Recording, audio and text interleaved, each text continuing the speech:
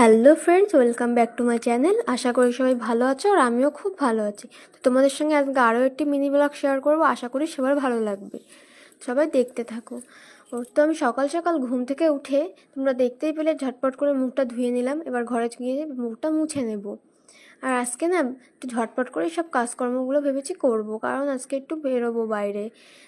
কাল রাত্রে বরের মুখ থেকে শুনেছিলাম যে এখানে নাকি মারগাঁওতে একটা মার্কেট বসে। তো ভেবে নিলাম ওখানেই যাব। আর বরের তো রোজ ডিউটিটা অফও থাকে না, সপ্তাহে একদিন করেই ছুটি থাকে। তাই আজকের দিনটা যেহেতু ছুটি আছে, তাই ঠিক করে নিলাম আজকেই বেরোবো। তাই ঝটপট করে জামাটা চেঞ্জ করে নিয়ে চা খেতে বসে পড়লাম। আর একটু তাড়াতাড়ি করে চাটা খাচ্ছিলাম। বরকেও বলছেন তুমি কিন্তু তাড়াতাড়ি করে খাবে, কারণ এখানে না গাড়ির খুব প্রবলেম, মানে গাড়ি ঘোড়াকে পেতে এত প্রবলেম বলার মতো না।